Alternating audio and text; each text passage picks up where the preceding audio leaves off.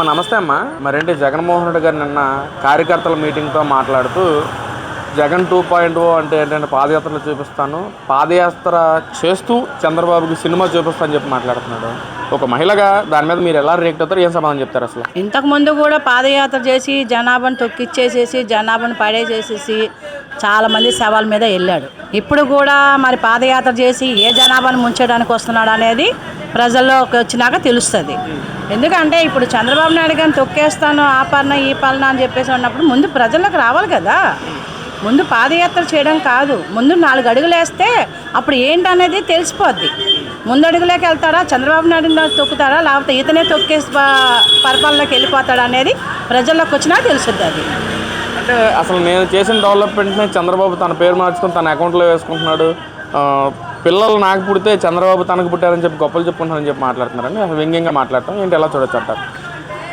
ఇప్పుడు అన్నీ అసలు చేదన్లు ఉంటాయి కానీ మొక్కగా చూసుకోవాలి, కానీ ఫ్యామిలీ విషయాలు ఎందుకండి? ఫ్యామిలీ విషయాలు మాట్లాడడంలో ఇప్పుడు తన ఫ్యామిలీ విషయాలు అలాగే ఎత్తుతున్నారా ఎవరైనా కానీ, చంద్రబాబు నాయుడు గారు కానీ, దేనికైనా కానీ మంచి అయినా చెడైనా ప్రభుత్వం పాలనగా వెళ్ళిపోవాలి. అంతేగాని దీనికి కుటుంబాలను లాగడం అది కరెక్ట్ కాదు. ఇప్పుడు ఏదన్నా ఉంటే ముఖాముఖిగా చూసుకోవాలి. ఇప్పుడు ఏ విషయమైనా కానీ కుటుంబాలు లాగి ఏం చేద్దామని చూస్తున్నారు, కుటుంబాలను ఎందుకు ఇందులో లాగుతున్నారు? కుటుంబాలు లాగడం వల్ల తనకు వచ్చే మంచి పేరు ఏంటి? తనకు వచ్చేది ఇంకా చెడ్డ పేరే. కుటుంబాలను ఎంత లాగుతుంటారో ఇంకా అంత చెడ్డ పేరు వస్తూనే ఉంటుంది, అంత నీచానికి దిగిపోతూనే ఉంటాడు. ఇది మటుకు అసలు చాలా నీచంగా మాట్లాడుతున్నాడు ఈ మధ్య మటుకు. అంటే జగన్మోహన్ రెడ్డి గారు ఇంకా మాట్లాడుతూ చంద్రబాబు మొహం చూసి ఏ రోజన్నా పెట్టుబడులు వచ్చినాయా, నేను తీసుకొచ్చిన పేర్లే గతంలో నేను మాట్లాడిన వాళ్ళు ఇప్పుడు వస్తే చంద్రబాబు పేరు మార్చుకుంటానని చెప్పి మాట్లాడుతున్నాను. మొహం చూసి కూడా రావు, చంద్రబాబు మొహం చూసి రావంటున్నారు. ఏంటి అసలు? ఎందుకు రావండి? ఇప్పుడు తన మొహం చూసి ఏమైనా పథకాలు వచ్చాయా? తన మొహం చూసి ఏమైనా పథకాలు పెట్టారా? ఇప్పుడు చంద్రబాబు నాయుడు చూస్తే కానీ వాళ్ళ నాన్న చూసుకుని పెట్టుకోవాలి, లేదంటే చంద్రబాబు నాయుడు గారు లేదంటే ఎన్టీఆర్ పథకాల నుంచి స్టార్టింగ్ నుంచే ఉన్నాయి, కానీ ఇవాళ కొత్తగా వచ్చిన పథకాలు ఏం కాదు ఇవి. ఎన్టీఆర్ నుంచి డెవలప్మెంట్ అనేది చంద్రబాబు చూసి రావట్లేదు, మొహం చూసి రావట్లేదు అని చెప్పి అంటారు పెట్టుబడులు పెట్టేవాళ్ళు. ఎందుకు డెవలప్ అవ్వలేదండి? ఎన్ని విధాలుగా ఎన్ని చోట్ల డెవలప్ అవ్వలేదు? కళ్ళేమని దొబ్బినాయా ఆ ప్రభుత్వానికి? ఇప్పుడు ఈ ప్రభుత్వం వచ్చే కూటమి ప్రభుత్వం వచ్చినాక ఏ రోడ్డు దగ్గర ఎక్కడైనా పగులుందా, ఎక్కడైనా గొంతు ఉందా, పోని ప్రమాదాలకి ఏమైనా గురవుతున్నారా? ఏదీ లేదు. పచ్చని చెట్లు, పచ్చనిగా రోడ్లు నీట్గా వేశారు. ప్రజలు ఎంత బాగుంది అసలు. ఏ బస్సు వెళ్ళాలన్నా ఎక్కడికి వెళ్ళాలన్నా గుంతలు గోతులు. అసలు చెప్పాలంటే గర్భిణీ స్త్రీ వెళ్తే మటుకు ఎక్కడ డెలివరీ అయిపోద్దా అని భయం వేసింది. ఇప్పుడు ఎంత బాగున్నాయి అసలు రోడ్లు, పరిపాలన ఎంత బాగుంది, ఎంత అభివృద్ధి చేస్తున్నాడు ఆయన. నీకులాగా ఏమన్నా డబ్బులు ఏమన్నా వెనకేసుకున్నాడా? నీకులాగా బాత్రూమ్ సబర్లు కట్టించుకున్నాడా? నీకులాగా సొంత ఫ్లైట్లు వేసుకొని నీకులాగా ఏమన్నా తిరుగుతున్నాడా? నీకులాగా బిస్కెట్ ఫ్యాక్టరీ కంపెనీలు అవి ఇవి అని చెప్పి లండన్ గిన్నె తిరుగుతున్నారా? నీకులాగా ఏమన్నా అభివృద్ధి చేస్తానని చెప్పి కుంభకోణం మొత్తం వెనక వేసుకున్నారా? ఏది చేశారని చెప్పి నువ్వు ఇలా మాట్లాడుతున్నావు ఈరోజు? చంద్రబాబు నాయుడు గారు చేస్తున్నారు అంటే మటుకు పరిపాలన అంటే అభివృద్ధి అంటేనే పరిపాలన. అంత నీట్గా అంత మంచిగా చేస్తున్నాడు కాబట్టి ఇవాళ రోజు కూటమి ప్రభుత్వం ఇంత నడివేరికలో ఉంది. అంటే ఈ రోజున శ్రీరామనవమి, గతంలో రోజా కూడా మాట్లాడుతూ దాని మీద పూజలు ఎలా చేయాలో జగన్మోహన్ రెడ్డి చూసి నేర్చుకోండి అని చెప్పి కూడా రోజా గారు మాట్లాడే పరిస్థితి ఏంటి? ఈరోజు శ్రీరామనవమి కదా, ఏంటి ఎలా చూడొచ్చు అంటారు? అవునమ్మా, మీ జగన్మోహన్ రెడ్డి గారు మెసేజ్ని చూసి ప్రార్థనలో మా మునిగి తేలిన వాళ్ళు పూజల గురించి మేము నేర్చుకోవాలి. ఎందుకంటే ప్రార్థన ఎలా చేస్తున్నారు అనేది మేము నేర్చుకోవాలి. మేము ఎందుకంటే పుస్తకం ఎలా పట్టుకున్నామనేది మేము చూడాలి. మేము ఈ బైబుల్ ఏ విధంగా ఏ చదివితే బాగుంటుందని దాని ప్రకారంగా మేము చదవాలి. మా పుస్తకం చదవమని చెప్పండి, రామాయణం చదవమని చెప్పండి, రాముల వారి గురించి చదవమని చెప్పండి. ఏదన్నా చెప్పాలి అనుకుంటే పూజల దగ్గరకు వచ్చేసి తీర్థం ఇలా తీసుకొని నెత్తి మీద పోసుకోవడం, తీర్థం వేసి ఇలా కడగడం, అచింతలేసి ఇలా కడగడం, ప్రదర్శన చేయమంటే నేను చేయనని చెప్పడం, ఆత్మ ప్రదర్శన చేయమంటేనే చేయలేదు, అచింతలు వేసుకోమంటేనే వేసుకోలేదు. కనీసం మన దేవుడివాడు కండవ కప్పుతుంటేనే రానందాలు మెసేజ్. అదేదో ప్రార్థన కట్టగైతే మటుకు వెళ్తుంది, ప్రార్థనలు అయితే మటుకు చక్కగా వాయిస్ ఇస్తుంది. మరి ఇప్పుడు ప్రార్థన గురించి మాట్లాడే వాళ్ళు మరి పూజ విషయంలోకి వచ్చేటప్పటికి వీళ్ళు ఎందుకు ఇది చేస్తున్నారు? అందుకనే మేము నేర్చుకోవాలి. జనాభాలో నేర్చుకోవాలి, ఎందుకంటే నేర్చుకుంటున్నారు కూడా ఇప్పుడు జనాభా ఎలా చెయ్యాలి అనేసి. అమ్మ, మరి ఏదైతే ఇటు పక్కన షర్మిలా గారి మీద వైసీపీ నాయకులు చేసిన ఆరోపణలు, ఆవిడేమో వాటిని దాని గురించి కూడా మాట్లాడుతూ కుక్కలు మురిగితే దాని మీద రెస్పాన్స్ అవ్వాల్సిన అవసరం నాకు లేదని చెప్పి కూడా వైసీపీ నాయకులు కుక్కలతో పోల్చడం ఏంటి, ఎలా చూడొచ్చు అంటారు? వైసీపీ వాళ్ళని అయితే అలాగే పోలుస్తాలండి. సొంత చెల్లెలైనా కూడా ఇవాళ అదే పొగుడుతుంది.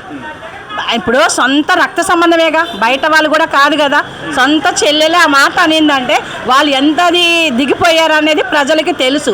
మరి సొంత చెల్లెలో ఇప్పుడు ఉంది, ఒక పార్టీ పెట్టింది, వాళ్ళ నాన్నగారి పేరు మీద పెట్టింది, ఒక నీతి నిజాయితీ గల అమ్మాయి కాబట్టి తను ప్రార్థనేక. అయినా కూడా ఎవరికి అంత ఇదిగా పోలేదుగా షర్మిల గారు. అయినా కూడా ఎవరిని కూడా మాట పడుకోకుండా నీకులాగా నీచంగా మాట్లాడి, నీకులాగా నీతి తప్పి మాటలు, నీకులాగా పనికిమాల మాటలు, నీకులాగా నీచమైన మాటలు, నీకులాగా ఏ భర్త ఈ మాట్లాడే షర్మిల గారు చేయలేదు. అందుకనే వైసీపీ వాళ్ళకి ఒక్కళ్ళని పెట్టడంలో తప్పు లేదు. అంటే సొంత చెల్లెలు ప్లస్ వైఎస్ రాజశేఖర రెడ్డి కూతురునే ఆ విధంగా మాట్లాడుతూ ఏంటి వైసీపీ నాయకులు కానీ జగన్మోహన్ రెడ్డి కానీ ఎలాంటి స్టాండ్ తీసుకున్నారు అనుకోవచ్చు అసలు దాని మీద? ఇప్పుడు జగన్మోహన్ రెడ్డి గారు అయితే మటుకు నాకు తెలిసి తప్పు స్టాండే వేస్తున్నాడు అండి. షర్మిల గారి మటుకు అక్కడ ఉన్నారు కాబట్టి, వాళ్ళ నాన్నగారు పెట్టుకునే పార్టీలో ఇచ్చేస్తుంది కాబట్టి తన విషయంలో మేము మాట్లాడడానికి ఇదేమి ఉండదు. కానీ షర్మిల గారి మటుకు మా పార్టీ విషయంలో కానీ దేని విషయంలో కానీ తను ఏ రోజు ఎక్కడ మాట్లాడలేదు. కానీ వీళ్ళన్నయ్య చేస్తున్న ప్రచారాలకి తను మటుకు మాట్లాడాల్సిన దాంట్లో మటుకు ఆ విధంగా వాళ్ళందరూ ఆ స్థాయిలో తీవ్రంగా విమర్శించడం, అసహించుకుంటుంది వైసీపీ నాయకులు కానీ ఇటు జగన్మోహన్ రెడ్డి కానీ. ఏంటి ఎందుకు అసహించుకుంటున్నారు అండి షర్మిల గారిన? వాళ్ళు అసహించుకుంటున్నారు, అసహించుకొని అండి. మరి చేసే పనులన్నీ పనికిమాల పనులన్నీ అలాగే ఉన్నాయి కదా, మరి దాంట్లో తప్పు లేదు చేయడంలో. చేసే పనులన్నీ అలాగే ఉన్నాయి కాబట్టి అసహించుకుంటారు. ఇప్పుడు మేము అసహించుకోవట్లేదా? ప్రజలు అసహించుకోవట్లేదా? మహిళలు అసహించుకోవట్లేదా? చిన్న పిల్లలు కూడా మామ అనేవాళ్ళు కూడా ఇవాళ ఏంట్రా అని అంటున్నారు. ఎందుకండి ఆ బతుకు? ఏ నేట్లో పడి చచ్చిపోతే గోల ఉండదు మాకు తెలిసినంతవరకు. అంటే ఇటు పక్కన ఆస్తుల తగాదా విషయంలోనేమో వైసీపీ నాయకులందరూ కావాలనే జగన్మోహన్ రెడ్డి గారి మీద ఎలిగేషన్స్ చేస్తూ ఉన్నారు. షర్మిల కానీ ఇటు విజయమ్మ కానీ చంద్రబాబుతో కొమ్మక్కాయ అలా చేస్తామని చెప్పి మాట్లాడుతున్నారు మాటలు. ఎలా దొరుకుతుంది? చంద్రబాబు వాళ్ళ దగ్గర తెచ్చుకునే కావాలని అలా ఎలిగేషన్ చేపిస్తారంట చంద్రబాబు గారు. చంద్రబాబు నాయుడు గారు ఎందుకు చేపిస్తారండి? దేనికి చేపిస్తారు? ఆస్తుల విషయం వాళ్ళకు ఉండే ఆస్తు కొంపలు కావాలి కాబట్టి వాళ్ళు ఎంతకైనా దిగజారుతారు. ఇప్పుడు ఆస్తుల విషయంలో తీసుకోవాలనుకుంటే ఇప్పుడు పార్టీ పదవి గురించే సొంత బాబాయ్ని చంపలేదా? బాబాయ్తో అన్నీ చేయించుకున్నాడు, అన్ని విధాలుగా నడిపించుకున్నాడు. తీరా చేతికి వచ్చే టైంకి బాబాయ్ని చంపేసి ఒక సింపతి కొట్టేశాడు.